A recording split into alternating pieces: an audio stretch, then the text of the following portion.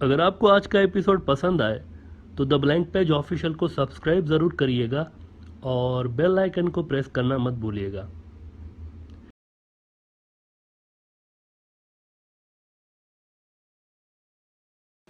OIC का इजलास इस्लामाबाद में जारी है और ओआईसी में 41 ईयर्स में पहली बार इतना बड़ा इजलास हुआ है जिसमें 57 मुसलमान मुल्कों के फॉरेन मिनिस्टर्स या फॉरेन सेक्रेटरीज आए हुए हैं। Japan, China, America, Russia, UN, यूरोपीय यूनियन, सबके नुमाइंदे, वर्ल्ड बैंक, इस्लामिक बैंक, सबके नुमाइंदे ओआईसी के झंडे तले जमा हैं इस वक्त इस्लामाबाद में।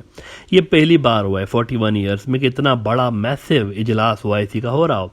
ओआईसी के इन मुस्लिम मुल्कों का एक जगह एक तंजीम में जमा होना, इसके भी एक बड़ी कहानी है कि ये सारे मुसलमान मुल्क कैसे एक जगह पर जमा हुए, क्यों, क्या हुआ था ऐसा।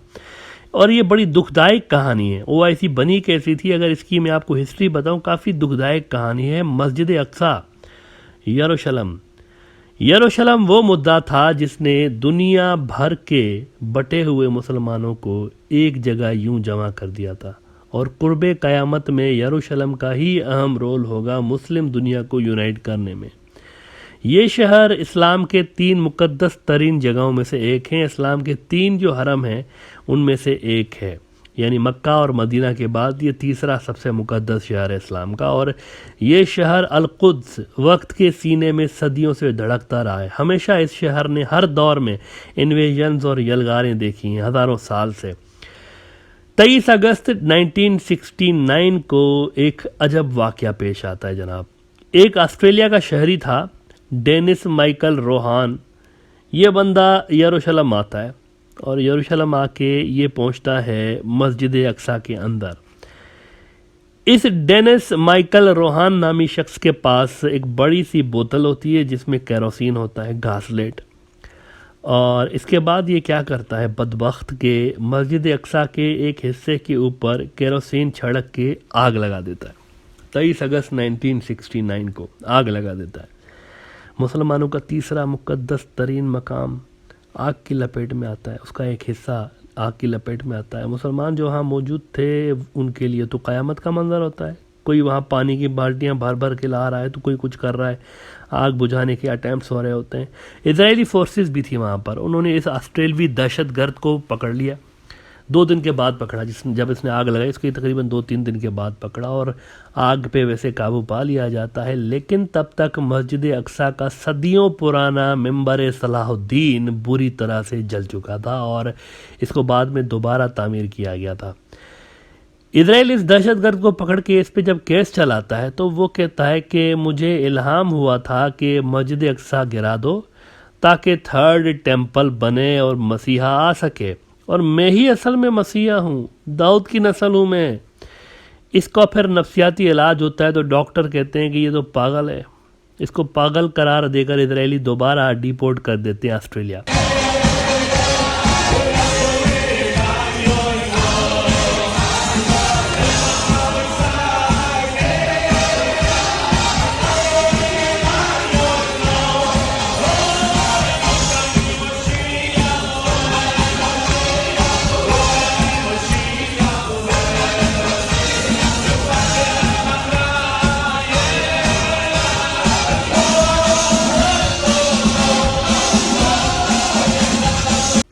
वैसे कई लोग तो ये भी कहते हैं कि ये असल में पागल वागल नहीं था, इजरायली एजेंट था। इस वाक़ये के बाद दुनिया भर में मुसलमान सड़कों पे आ जाते हैं, मुस्लिम दुनिया सड़कों पे होती है, एक हंगामा मच जाता है। जिस वजह से इस वाक़ये के तकरीबन 1 महीने के बाद सितंबर 1969 में दुनिया भर से मुसलमान जो है ना, मुल्क सारे, ये मराकश के शहर रबात में जमा हो जाते हैं और वहीं पर फिर ओआईसी की बुनियाद डल जाती है। इस तरह ओआईसी बनी थी और वो इसलिए ओआईसी बनाते ताकि ऐसा वाक़या दोबारा ना हो पाया। ये तंजीम यूनाइटेड नेशंस के बाद दुनिया का दूसरा सबसे बड़ा फोरम है। इसके डेलीगेशंस यूरोपीय यूनियन में भी होते हैं परमानेंटली। हाँ, परमानेंटली इसके डेलीगेट जो हैं वो यूरोपीय यूनियन में बैठे हुए होते हैं, यूनाइटेड नेशंस में भी बैठे हुए होते हैं। लेकिन कश्मीर, फ़लस्तीन, यमन, ये सारे ये जो मैटर्स हैं मुसलमानों की, ये जो तंजीमें इन इश्यूज़ को हल करने में फेल रही है और इसी वजह से काफ़ी गैर मकबूल, अनपॉपुलर भी हुई है। मुसलमानों के अंदर। अलबत्ता इस बार जो अफ़गानिस्तान के इशू पर ओआईसी ने जिस तरह पाकिस्तान की कॉल पर रिस्पॉन्ड किया है, ये पिछले कई डेकेड्स में नहीं हुआ। इट अपीयर्स कि ओआईसी में एक जैसे कि नई जान पड़ गई हो, नया रूह पड़ गया हो। और एज वी सेड, इस इजलास में सिर्फ मुस्लिम वर्ल्ड नहीं है, नॉन मुस्लिम जो आलमी ताकतें हैं वो भी मौजूद हैं। इंडिया नहीं है इसके अंदर, इंडिया नहीं है, इंडिया को किसी ने बुलाया नहीं है। इंडिया इररिलेवेंट ही रहा है अफगानिस्तान के इशू पे। हम कहते हैं ना शुरू से ही कि इंडिया प्लेयर नहीं है, चीयर लीडर है। ग्राउंड के बाहर जो नाचते नहीं है जब चौका लगता है या छक्का लगता है। आईपीएल में आपने देखी होंगी, अगर आप में से कोई इंडियन प्रीमियर लीग क्रिकेट देखता हो तो हर चौके छक्के पे चीयर लीडर्स होती हैं, नाच रही होती हैं। इंडिया का रोल अफगानिस्तान की ग्रेट गेम में प्लेयर का नहीं रहा, चीयर लीडर का रहा है। इसीलिए इंडिया को गैर ज़रूरी समझकर इस इजलास में किसी ने बुलाया भी नहीं। इमरान खान जो पाकिस्तान के प्राइम मिनिस्टर हैं, उन्होंने आज ओआईसी के इजलास में बात करते हुए 4 अहम तरीन इश्यूज़ पे बात की है। 4 इश्यूज़ पे। एक तो उन्होंने कहा कि अफ़गानिस्तान एक बहुत बड़ा इशू है, यहाँ पर रिकन्स्ट्रक्शन की ज़रूरत है, जंगों की वजह से तबाह होके रह गया है, इसको दोबारा बनाने की ज़रूरत है। मुसलमान दुनिया और आलमी बरादरी को अफ़गानिस्तान की हेल्प करनी होगी, इमरान खान ने कहा। एक तो उन्होंने इस पर बात की। दूसरा, इमरान खान ने ओआईसी से फ़लस्तीन की बात की कि फ़लस्तीन का इशू देखें अभी तक अनरिजॉल्व है और ये टेस्ट केस है ओआईसी के लिए, उनको रिजॉल्व करना चाहिए और ओआईसी को इस पे कुछ करना पड़ेगा। इमरान खान ने कहा है कि फ़लस्तीन का इशू आपने हल करना है, लॉन्ग टर्म पीस नहीं आ सकता इसके बिना। तीसरा, इमरान खान ने बात की कश्मीर पे बात की और उन्होंने कहा कि यूनाइटेड नेशंस और ओआईसी की कितनी रिजोल्यूशन है कश्मीर पर, फैसले हो चुके हैं, सिर्फ उन फैसलों पे अमल दरामद की ज़रूरत है। जो यूनाइटेड नेशंस ने फैसला किया है, जो ओआईसी ने फैसले किए हुए हैं, उन फैसलों पर अमल करने की ज़रूरत है। ये रिजोल्यूशंस ओआईसी को यूनाइटेड नेशंस से इम्प्लीमेंट करवानी पड़ेंगी। और चौथा, उन्होंने बात की वेस्ट के अंदर कुछ मुल्कों में जो इस्लामोफोबिया की बीमारी अभी भी है, इसको ख़त्म करने के लिए उन्होंने कहा है कि ओआईसी को मिलकर काम करने की ज़रूरत है।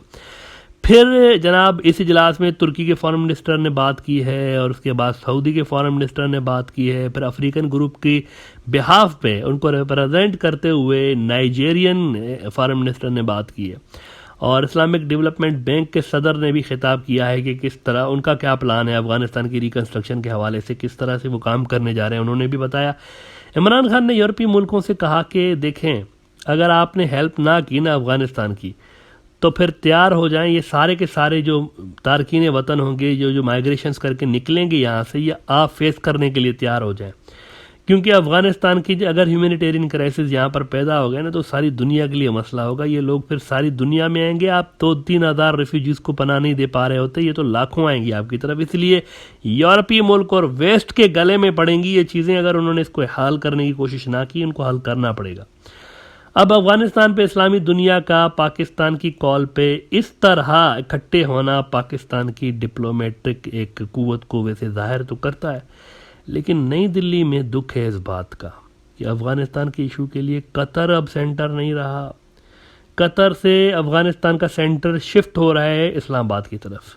अब इस्लामाबाद में अफगानिस्तान के मैटर्स डिस्कस हो रहे हैं। दुख इस बात पे हुआ है और ये भी दुख है कि इंडिया को यार कोई रस्मी तौर पर भी नहीं बुलाया गया कि चले हम उधर ही बैठ के कोने में गोलगप्पे खाते, हमें कुछ बुलाए तो सही, कुछ होता हम बैठे तो वो होते वहाँ पर ऐसे कोने में बैठे हुए होते, कुछ बोलते नहीं, ऐसे ही मुबस्सर के तौर पर वो भी नहीं हुआ। इस बात का भी दुख है इंडिया को कि क्यों नहीं बुलाया गया, उस जगह भी नहीं बुलाया गया जहाँ आधी दुनिया मौजूद है, आधी दुनिया है वहाँ पर हमें नहीं बुलाया गया। और इससे फिर इंडिया की ग्लोबल स्टेज पर बढ़ती हुई आइसोलेशन को देखा जा सकता है।